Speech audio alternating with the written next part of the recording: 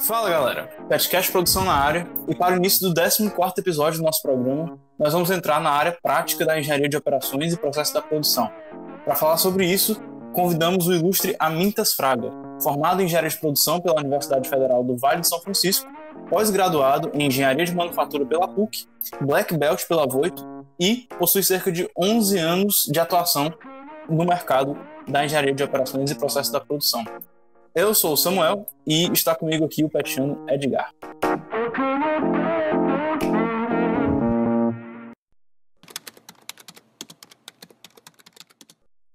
E aí, Amintas, tudo bem, cara? Primeiramente, eu queria agradecer que você está aqui conosco, certo? Você está cedendo o seu tempo pra gente bater esse papo aqui bem rapidamente. E para começar, eu queria que você pudesse se introduzir pra gente, certo? Para que a gente esteja em um pé de igualdade introdutório. Então, você pode falar como é que foi toda a sua trajetória, desde a faculdade até os dias que você exerce sua carreira no mercado de trabalho? O que que você tem para falar de você pra gente? Boa noite, pessoal. Agradeço a oportunidade aqui de estar participando com vocês, compartilhando com vocês aqui do PET Produção. A introdução parece bastante extensa, mas eu sou tão jovem quanto vocês. Eu sou o Amintas, eu nasci numa cidade do interior da Bahia, chamada Jacobina, e fui estudar engenharia de produção lá no Vale do São Francisco. Morava em Petrolina, mas estudava em Juazeiro. Quem conhece a universidade sabe, né? São as duas cidades que têm campus da Universidade Federal do Vale do São Francisco. E aí, depois da graduação, isso lá, eu comecei em 2005, né? Em 2010, mudei aqui para Minas Gerais, para a cidade de Sete Lagoas, mais precisamente. E estou aqui desde esse período, um tempo fora do país, aí na China, mas trabalhando sempre na Iveco, sempre nessa mesma companhia que eu estou, uma fábrica de caminhões, pertencente ao grupo CNH Industrial. E é isso, a minha trajetória. Iniciei na Iveco como um trainee, num programa trainee, uma parceria da Iveco com a PUC Minas, Escola de Engenharia da PUC Minas, numa atividade de trainee e pós-graduação mescladas, pós-graduação em Engenharia de Manufatura, e iniciei dentro da Iveco como líder de processo, líder de produção. A Iveco não tem o engenheiro, a figura de engenheiro de produção como função, chamados líderes de produção.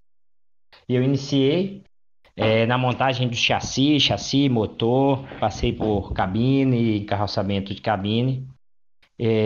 Depois de 2 anos, passei como responsável pela atividade de engenharia de processo da unidade tecnológica de montagem de caminhões pesados. A Iveco tem caminhões pesados, leves, médios, ônibus, veículos militares, e eu fui responsável pela manufatura nas linhas de médios, de pesados e ônibus. E depois de 5 anos, mudei de área, fui para a qualidade, na área de qualidade de novos produtos, aí trabalhando com desenvolvimento de produto, é a função que eu exerço hoje. Só que durante esse período, lá em 2018, mudei para a China e fiquei na China trabalhando como engenheiro de qualidade, especialista de qualidade com o veículo leve, até o início da pandemia, quando eu fui encorajado a regressar ao Brasil pela própria companhia, pela própria Iveco. Então, assim, esse é um resumo da minha trajetória profissional, alguns cursos aí no caminho, como vocês falaram. Sou Black Belt também, e hoje estou estudando cientista de dados, né? Estou fazendo ciência de dados também pela PUC. Mas esse é a minha trajetória, resumo da trajetória profissional aí. Que legal, todas essas oportunidades que a Iveco ofereceu para o senhor, né? O senhor tem alguma perspectiva de voltar para a China depois que tudo passar, ou o senhor está gostando de exercer o seu cargo no Brasil agora? Eu também fiquei muito interessado nessa parte da China. Como foi essa experiência? Assim, a experiência da China foi muito bacana, cara, porque me deu a oportunidade de entender um processo diferente daquele que eu conhecia, né, que eu conheço, que é o processo de uma fábrica de caminhões no Brasil. A fábrica o mercado de caminhões, eu sou apaixonado pelo mercado de caminhões, porque eu gosto muito da engenharia de produção, eu sou engenheiro de produção convicto, gosto da minha formação, gosto da minha profissão. Trabalha-se muito, a recompensa é sempre pequena, mas eu gosto muito, sou feliz no que eu faço. Eu acho que o engenheiro de produção tem tudo a ver com a indústria automotiva. Eu gosto da indústria automotiva, especialmente da indústria de caminhões. Por quê? Não é uma indústria que tem volumes tão altos como a indústria automotiva, vamos assim dizer, de veículos de passeio. Mas não é uma indústria tão lenta quanto a indústria de máquinas pesadas, assim. Então a indústria de caminhões pega um pouquinho das duas coisas. Então a gente fala com linhas que têm capacidade de 100 veículos por dia, 70, 30 veículos por dia, a depender do modelo. E isso já dá ali uma dinâmica grande de produção, volume, ali já passa a ser algo que é interessante. Mas também não é estático, né? Tem linha de montagem, a linha tem tempo e tal, a engenharia de processo é bastante demandada na indústria de caminhões. Então, a China me deu a oportunidade de entender volumes totalmente diferentes. Ali a gente já falava de 400 unidades dia, falando também de caminhões. Então, é muita coisa. Então, uma linha de montagem totalmente diferente e a própria cultura chinesa, né? Que apesar da linha de montagem onde eu trabalhei lá na cidade de Nanjing ser uma linha de montagem nova, a gente vê que a linha de montagem na China é feita para as pessoas trabalharem, né? Tudo novo, tudo moderno, mas acessível às pessoas. Você não vê tanta a mecanização de tudo, porque como tem muita mão de obra na China, então é factível que hajam pessoas trabalhando. A fábrica era cheia de operadores e tinha muita gente trabalhando em todas as áreas. A fábrica é desenvolvida para gerar emprego, vamos assim dizer. Caraca, então é outra realidade mesmo, né? Então, Amintas, você também falou que você tem um grande amor pela engenharia de produção, né? E agora eu vou querer fazer uma pergunta direcionada sobre como é que toda essa história de amor começou, né? A gente está num período de inscrição do SISU, né? Que novas pessoas vão ingressar nas universidades públicas no Brasil, enfim, vão utilizar da sua nota do Enem. E a gente quer saber como é que você se interessou pela engenharia de produção, certo? Porque a gente faz essa divulgação dos nossos podcasts, tanto para os alunos de graduação, também como as pessoas que estão almejando estudar engenharia de produção, certo? Então, você poderia compartilhar um pouquinho para a gente o que ajudou a você concretizar nessa escolha de perseguir carreira na engenharia de produção, por favor? Eu escolhi engenharia de produção porque eu sou um curioso nato. E assim, eu gosto muito de fazer as coisas. Eu gosto muito. Eu me sinto mais confortável com o trabalho que me demande algum movimento físico do que sentado na frente de um computador. É uma característica minha, mas eu não sabia disso lá naquela época, mas eu sabia que eu gostava de fazer as coisas, de trabalhar com algo que eu pudesse ver sendo feito. E engenharia de produção oferece essa oportunidade, né? Eu acho que para quem gosta de trabalhar com pessoas, que gosta de ver resultado do trabalho em time, que se sente satisfeito de pegar uma tarefa e concluir essa tarefa, seja um trabalho mais introspectivo, mas principalmente aquele que demanda um relacionamento com o time, a engenharia de produção ela oferece essa oportunidade. Além de ser naquela época era muito moderno e hoje absolutamente moderna a engenharia de produção, né? Eu acredito que os skills, as habilidades que a engenharia de produção oferece em termos de conhecimento estatístico, em termos de conhecimento nas áreas de como lidar com time, pessoas, tem sido cada vez mais importante isso. Prepara bastante o engenheiro de produção para a indústria em geral. E a indústria das indústrias, que eu costumo chamar de indústria automotiva, não é diferente. Na minha visão, tá? Não porque sou engenheiro de produção, mas o engenheiro de produção é o engenheiro da indústria automotiva. Pode atuar em inúmeras áreas, né? Desde da engenharia de operações, que é o que a gente está falando aqui, até mesmo logística, com certeza, qualidade, uma série de áreas, desenvolvimento de produto, com certeza, é o que a gente faz hoje, engenharia de manufatura, engenharia de manutenção, planejamento de manutenção, são inúmeras áreas que a gente pode ter acesso. Então, assim, a engenharia de produção oferece essas possibilidades e eu fico feliz de ter essas possibilidades comigo e é por isso que eu escolhi a engenharia de produção naquela época, com um pouco menos de informação, é claro, do que eu tenho hoje, mas assim, o que me chamou a atenção foi a possibilidade, né, de trabalhar com o que eu gosto, que é fazer, produzir, ver as coisas acontecer, isso sempre me atraiu. Poxa, com certeza. E eu acredito que a maior qualidade da engenharia de produção é justamente essa, né? Que é a versatilidade. Segundo a ABEPRO, né, a Associação Brasileira de Engenharia de Produção, a gente tem 10 áreas de engenharia de produção. Ou seja, ela é muito abrangente. E são essas 10 áreas que a gente tenta cobrir aqui no podcast, né? E aí, dentro dessas áreas, a minha pergunta vai muito no sentido de como você chegou a trabalhar com o processo de operações. Como essa paixão pela indústria automotiva te levou a isso? Essa pergunta é muito boa. Essa foi uma escolha, tá?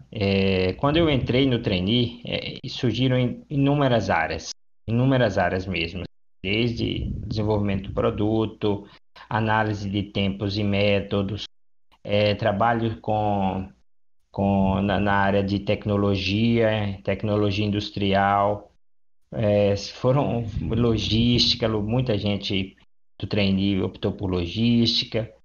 Mas eu fiz uma escolha pessoal para trabalhar no processo produtivo, porque eu me interessava pela formação integral como engenheiro de produção. Eu acho que o engenheiro de produção que tem a oportunidade de trabalhar com o processo de produção aprende muita coisa. Isso foi válido para mim de todas as formas, continua sendo muito válido hoje, trabalhando com qualidade, foi muito válido para mim ter a oportunidade de ir para a China. Então, assim, é uma recomendação que eu faço. É muito inglório, é como função de goleiro no futebol. Não sei se vocês gostam de futebol aí, mas é muito inglório porque a gente sofre muito na operação, na produção. Se tem muita demanda, a gente sofre, se tem baixa demanda, a gente sofre. Mas, em termos de aprendizado, conhecimento, é riquíssimo. Então, foi uma escolha pessoal. Eu escolhi, trabalhei no segundo turno, entrei como trainee, engenheiro, daqueles que entra com muito bom status na fábrica, e fui direto para o segundo turno, trabalhar ali de 3 da tarde até 4 da manhã, 5 da manhã. Então, eu fiz isso e sou muito satisfeito e grato por ter escolhido trabalhar com processo no início da minha carreira. É muito bacana te ver tão satisfeito com o que faz. Dá até um ânimo, assim, uma esperança de que vai dar certo, que a gente vai se encontrar em alguma área que gosta muito. E por fim, para a gente terminar o primeiro bloco, eu queria voltar para o assunto da China e te perguntar uma pergunta meio fora de tópico. Sabia alguma coisa de mandarim quando chegou lá? Como foi isso? Eu com certeza tentei ler sobre a cultura chinesa, mas sobre a língua eu tive muita dificuldade. Minha esposa aprendeu algumas coisas, mas aprendi o básico, né? Sim, não, os números, i, ar, sans, u, os números para frente, para trás, para cima e para baixo. Mas aprendi o E a básico. Mas comunicação realmente é lá muito era em difícil. inglês. Isso. Eu Entendo. me comunicava em inglês. A maioria dos jovens chineses fala inglês, entende. Eles têm mais dificuldade com a língua inglesa que nós, porque a origem da língua é totalmente diferente, a lógica é totalmente diferente. A gente acha o inglês complicado, mas eles acham hiper complicado. Mas a maioria dos chineses jovens entende pelo menos chinês e muitos deles falam também o inglês, e a gente consegue se comunicar na rua. Mas para comprar uma fruta, para comprar alguma coisa no supermercado é a mesma coisa aqui, e a gente já pagava tudo no celular lá desde aquela época. Não foi nada complicado. Tenho muita saudade da China, voltaria na China. Acho um país incrível, acho um país maravilhoso, onde as coisas são feitas para as pessoas, existe acesso a tudo, a mobilidade é perfeita, perfeita, em se tratando de um país com mais de 1,5 bilhão de pessoas. Se vai em todo lugar de metrô, é um país assim admirável, admirável. Eu voltaria com certeza. As condições de hoje são totalmente diferentes, né? Hoje a gente consegue fazer um podcast aqui, a gente tem um meeting, tem o Teams da Microsoft, consegue fazer tudo mais remotamente. Naquela época não era tão difundido isso. Mas assim, claro, se eu tivesse uma oportunidade, voltaria. Tenho muito apreço pelo país, e como depois de conhecer a história, viver a história, fiquei ainda mais fã de como eles trabalham e como se desenvolvem. Muito bacana, deve ser muito interessante mesmo. Eu tenho bastante curiosidade de conhecer muitos países asiáticos, na verdade. Deve ser uma realidade muito diferente da nossa.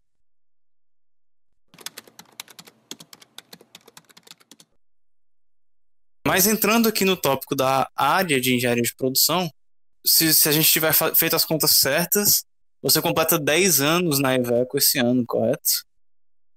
Exato, de trabalho, sim. Foi 1 ano e meio no programa de pós-graduação.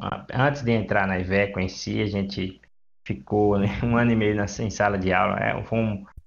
Fizemos uma pós-graduação com carga horária de mestrado. Foi enorme. Foram, acho que, se eu não me engano, quase 2.000 horas.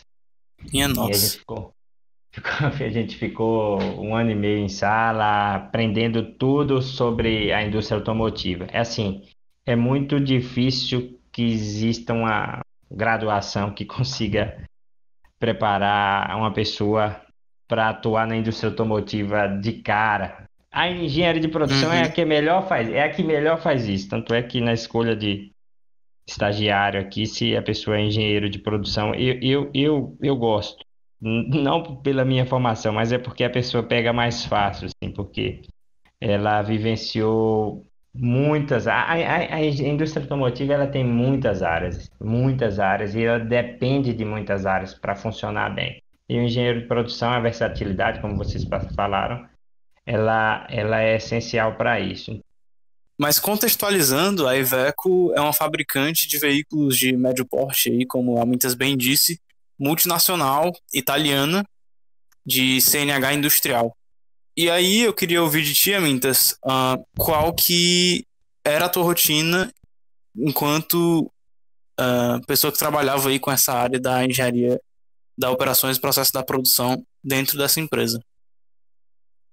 Vamos lá, exatamente. A Iveco, ela é uma empresa de bens de capital. É uma fábrica de caminhões, que é uma fábrica de caminhão a máquina, né? E fabrica ali de caminhões que vão desde 3,5 toneladas até 72 toneladas, além dos veículos militares. E, né, imediatamente após trabalhar como líder de processo, como líder de equipe, eu fui trabalhar como engenheiro de processo. E era responsável pelo controle estatístico de processo, e principalmente aquilo que é relacionado a torque, apertos, tecnologia de aperto. Foi talvez a área que mais me fez perder cabelo, mas é a que eu mais gostei também, assim, da Iveco, porque realmente tinha tudo a ver com a formação, tem tudo a ver com a formação, controle estatístico de qualidade, tem tudo a ver com a formação do engenheiro de produção. E eu tive 2 anos nessa área, fizemos um trabalho que foi bastante reconhecido e que deu bastante frutos, apesar de todos os desafios. Não é um trabalho fácil, assim, eu costumo dizer que o trabalho do engenheiro de operação é incansável, né? O preço da tranquilidade é eterna vigilância, né? Principalmente quando a gente fala de torque. Na indústria de caminhões, a parte de torques e apertos, ela é crucial, né? As cargas que levam um caminhão, 72 toneladas, né? Todos aqueles parafusos ali que vão ser apertados e muitos deles vão ficar a vida toda apertados, nunca mais sofrerão, né? Algum, algum desaperto. Muitos deles são feitos para ficar a vida toda no veículo. Então, assim, não dá para falhar. Assim, o controle que deve ter nessa questão de aperto é bastante importante. Então, assim, a engenharia de processo esteve comigo assim, costumo dizer, né? O engenheiro de processo, é lógico que estou falando sobre o viés, sobre o prisma de uma grande empresa, de uma grande fábrica, uma grande montadora.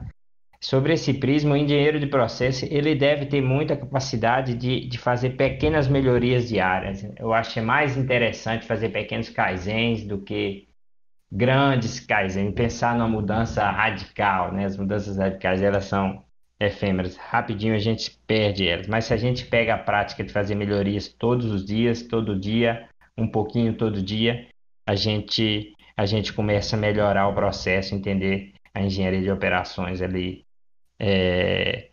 como um meio de vida, como uma forma de trabalho, mais do que como uma disciplina de trabalho. Bom, Amintas, no último episódio do podcast também a gente trouxe o Breno para falar um pouquinho dessa área também e ele fazia essa analogia, né, da engenharia de operações com um maestro de uma orquestra. Então, se o maestro descansar por um instantinho, toda aquela orquestra vai acabar indo por água abaixo, né? Então, realmente não é uma, uma função que tem muito espaço para descanso. Agora, indo para a parte mais técnica mesmo, se você pudesse falar para a gente, enquanto você exercia o cargo de engenheiro de operações na Iveco, qual era alguma das principais ferramentas ou tecnologias, seja por meio de alguma ferramenta da engenharia de produção ou algum software, que você mais utilizava enquanto exercia esse cargo, né, naquela empresa? Se você pudesse trazer esse conhecimento para a gente, por favor. Não, claro, claro. A gente utilizava, estou falando aqui principalmente da parte de controle de torques, que foi a parte era a parte que eu dedicava mais esforço. A gente tinha software específico das fabricantes de equipamentos de controle, são os transdutores de torque. Então, não sei se tem problema falar os fabricantes, MX Miso, Atlas Copco. A gente usava softwares específicos e muitos usavam muito planilha, né? Planilha eletrônica, o Excel da vida. As ferramentas de qualidade e estatística, elas estão muito acessíveis nas planilhas desde sempre. Então, assim, raramente a gente precisava fazer um design of experiment, aí a gente utilizava o Minitab. Em geral, o controle estatístico de qualidade, a gente utilizava softwares específicos, plotar as cartas de controle, limite superior, limite inferior, e as tecnologias eram os transdutores, né? Os transdutores de torque são chaves dinamométricas, assim dizer, que conseguem medir o valor de torque, né? O torque é sempre uma medida indireta, né? O que interessa num processo de aperto é o clamping force, a força de aperto. E você mede o torque, né? A força que necessária para girar ali um parafuso, girar uma alavanca, na esperança de ter uma aproximação do clamping force. Então, as tecnologias ali, a gente utilizava transdutores e a parte de calibração dos transdutores era sempre muito importante. Está tudo sempre muito calibrado, porque você já está fazendo uma medida indireta, né? E uma medida indireta com um instrumento descalibrado é sempre mais arriscada. Então, as tecnologias eram essas, simples do ponto de vista de tecnologia simples naquela época, mas o volume de informações geradas já era muito alto, né? Hoje a gente fala em Big Data, mas naquele tempo a gente trabalhava com bancos de dados altos, porque toda hora tem um aperto em algum lugar e toda hora tem um aperto que sai fora de especificação. Assim, uma vida bastante dinâmica, assim.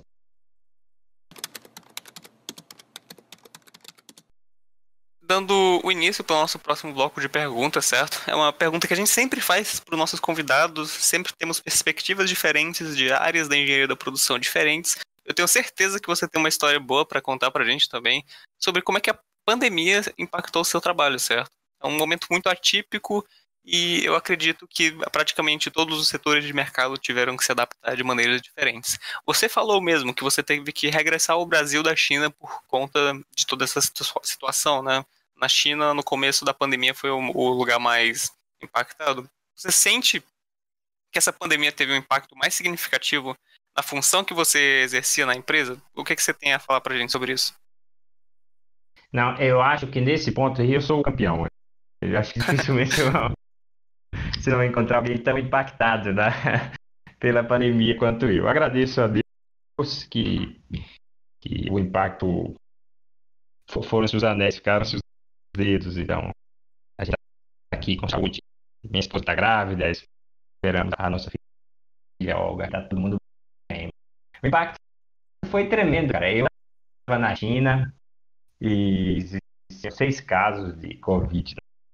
E a gente saiu porque era feriado, não sei se vocês recordam, era um feriado. Na China não existe férias, não tem 30 dias de férias dos funcionários. Eles só têm 2 semanas. Uma semana no Spring Festival, no Festival da Primavera, né, que é o Ano Novo Chinês, essa que a gente saiu, e uma semana também no meio do outono. Então, a gente saiu, a gente planejou uma viagem na Ásia. Fomos em Dubai, tem uns amigos em Dubai, e a gente planejou ficar 4 dias em Dubai e a gente não pôde regressar para a China. Tinha reunião até às 4, aí saía para correr das 4 às 5, tinha outra reunião às 5 da manhã, aí dormia um pouco, acordava às 9 e trabalhava até às 5, então era uma rotina bastante puxada. Impactou bastante na forma de trabalho. E depois de toda a dificuldade de regressar à China, a empresa decidiu me repatriar e, graças a Deus, fui recolocado aqui na função semelhante que tinha antes de sair. Estou trabalhando hoje de novo com desenvolvimento de produtos, desenvolvimento de novos produtos. Tem muita coisa vindo aí, como legislação de emissões para 2023, e a gente já está trabalhando aí com esses produtos. Então, impactou bastante. Nossas coisas ficaram na China, só a gente recebeu nossas coisas mais de um ano depois. Então, assim, imagina tudo que você tem. A gente ficou sem roupa, sapato, a gente ficou um ano, 2 pares de sapato, 5 mudas de camisa. A sorte é que a gente está trabalhando de casa, poucas vezes eu tenho que ir na fábrica, então assim, nem fez falta tantas roupas. Mas usa uma, lava e aguarda secar para vestir de novo. Rapaz. Primeiramente, parabéns, eu adorei o nome. Olga é um nome muito bonito e histórico. Parabéns aí ao casal. Em segundo lugar, é isso mesmo, né? A pandemia, não vou dizer que veio para ficar, mas as mudanças que vêm com ela, com certeza vão. E aí eu queria perguntar nesse sentido do nosso futuro, né? Existe aí a indústria 4.0, que já está começando a aparecer, a despontar e ficando cada vez mais conhecida e na conversa boca a boca do povo. E eu queria te perguntar como você acha que essas tecnologias podem afetar a engenharia de operações e o processo da produção? Já afetam. Enfático, né? Sou enfático. Já afetam.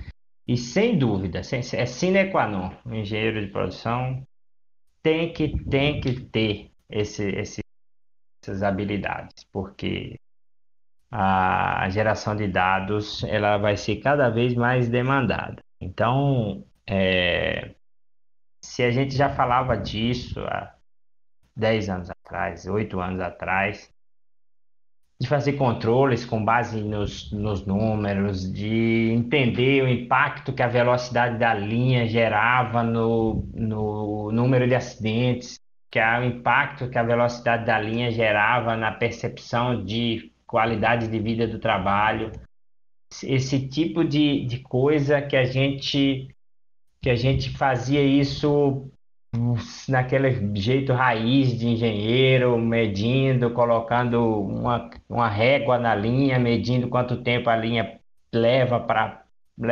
para percorrer aquela régua de 1 metro, e entendendo o ritmo das pessoas, o número de falhas. A gente tem os famosos quality gates, né, os portões da qualidade nas linhas de montagem, quanto que a velocidade da linha impactava no número de falhas que apareciam.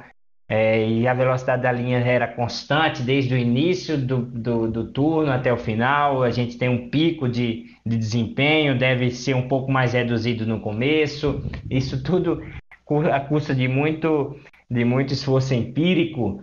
Isso não tem mais espaço para ser assim. A indústria 4.0 entra para nos dar informação, para que a gente tenha essas informações. Dei o exemplo só da velocidade da linha, mas aí são inúmeros, né?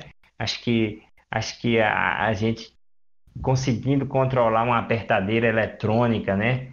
A gente consegue medir um pouco a variação que ela está apresentando ali do torque. A gente lança um sinal, né? Não precisa ser corretivo, não precisa coletar esse torque 2, 3 dias depois no veículo do pátio, onde eu já perdi bastante evidência, né? Quem conhece a tecnologia de aperto, assim, o aperto não é uma coisa estática, né?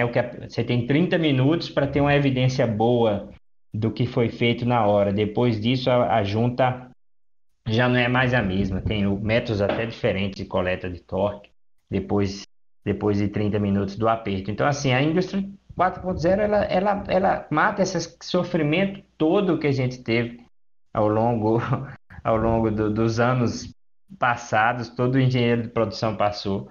Então, assim, gerar informações vai ser uma condição sine qua non pro engenheiro, e trabalhar com elas também. Então, assim, é essencial, é essencial. Invistam tempo nisso, invistam tempo na estatística de base, porque isso vai ser utilizado, vai servir para alguma coisa. Assim. E aí eu pego um gancho, não sei se nós vamos ter essa oportunidade, mas dificilmente alguém vai entrar dentro de uma indústria, principalmente nossa geração. Vocês são de uma geração nova, né? X, Y, Z, W, dificilmente a gente entra na indústria e fica na mesma função até o fim. Somos inquietos por natureza. Mas essas habilidades com lidar com dados, tomar decisões baseadas em dados, e realmente baseado em dados, né? Não no que a gente acha que os dados estão nos dizendo, vão ser habilidades que certamente vão guiar os profissionais da engenharia de produção do futuro. Certeza, Mintas. Dizem hoje em dia que a graduação não é o suficiente, né? A pessoa tem que se focar em se educar de uma maneira multidisciplinar. Você não pode apenas se atentar o que lhe é entregado de bandeja, mas ser sempre inquieto e procurar sempre se capacitar das maneiras mais diversas possíveis, né? A gente já está chegando para o tempo desejado de gravação, então a gente já vai começar a fazer nossas considerações finais. Aqui onde eu gostaria de perguntar se você não tem alguma recomendação que você possa trazer para um possível ouvinte que tem interesse de seguir carreira nessa área, certo? Alguma oportunidade que você achou interessante na faculdade ou algo do tipo assim? Eu agradeço a oportunidade. Assim, eu sou um entusiasta da teoria, né? Eu sempre questiono, sou um pouco contrário, né? O pessoal sempre fala, né? A teoria é uma coisa, a prática é outra. Eu falo assim, quando a teoria é boa, a teoria se aproxima da prática. Eu sempre disse isso, desde a graduação. Eu acho que invista um tempo e tem que fazer uma ótima experiência teórica. A hora da graduação é uma experiência teórica.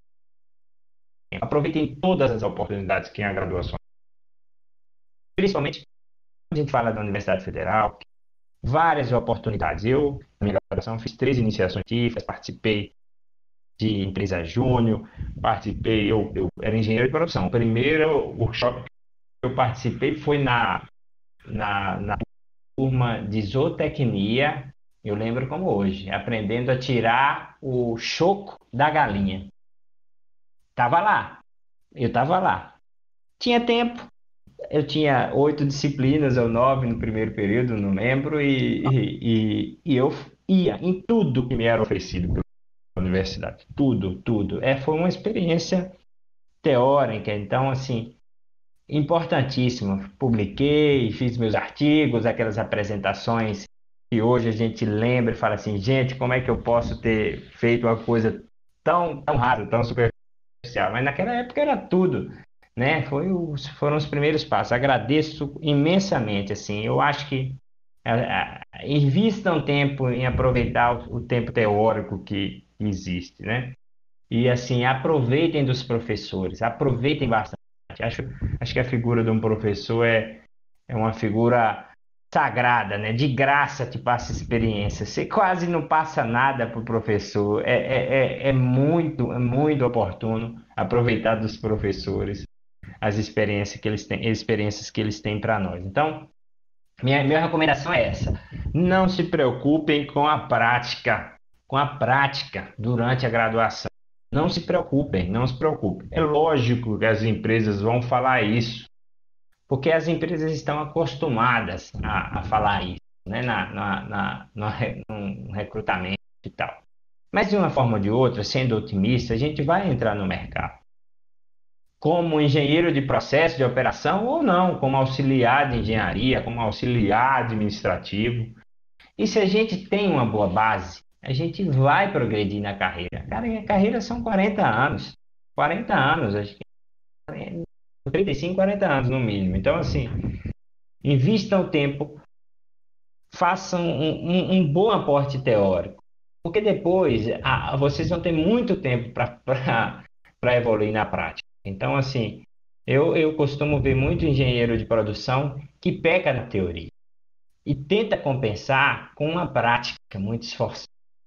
Mas pecar na teoria é algo que demanda muito esforço. Então, assim, minha recomendação é essa. Aproveitem bem, sabe? Aproveitem bem as teorias, porque podem algumas delas não te servirem no futuro, mas algumas delas vão ser, com certeza, o seu diferencial. Como você não sabe quais são, seja o melhor possível em todas elas. Perfeito, Amintas. Então, com isso, a gente finaliza o episódio de hoje com muita satisfação na sua presença, Amintas, que trouxe reflexões inestimáveis sobre essa área para todo mundo que está interessado aí em ouvir. A gente agradece muito sua presença e até uma próxima oportunidade. Eu agradeço a oportunidade de compartilhar com vocês, estou sempre à disposição. Parabenizo vocês pela iniciativa.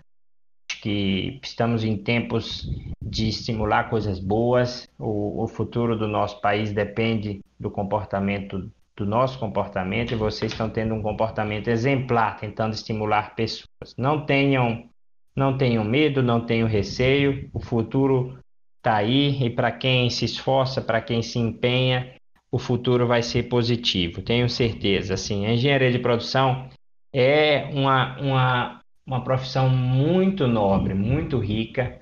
A gente consegue mudar muitas vidas, muitas vidas. O que eu levo desses 10 anos é que muitas vidas foram positivamente alteradas com base no meu trabalho. Então, assim, seja evitar um acidente de trabalho, seja produzir de maneira mais econômica, seja melhorar a qualidade de vida do trabalho das pessoas.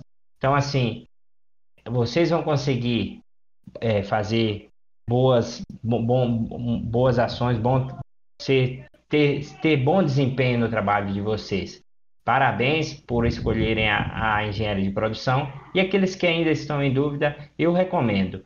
É uma excelente oportunidade de ser realizado profissionalmente. Agradecer novamente, Amintas, pelo seu tempo de estar aqui com a gente e tudo que você trouxe pra gente, certo? Hoje a gente ouviu muitas histórias legais, eu tenho certeza que todo mundo vai gostar de ouvir também. Foi um episódio muito produtivo, na minha opinião. Agora a gente pede para que você, ouvinte, por favor, avalie o projeto do Petcast por meio de um link que vai estar no comentário desse episódio, para que a gente possa sempre trazer um episódio melhor para você, certo? Porque hoje a gente tentou uma coisa diferente e a gente quer saber se você vai gostar disso. E novamente, muito obrigado e tenha um bom resto de dia.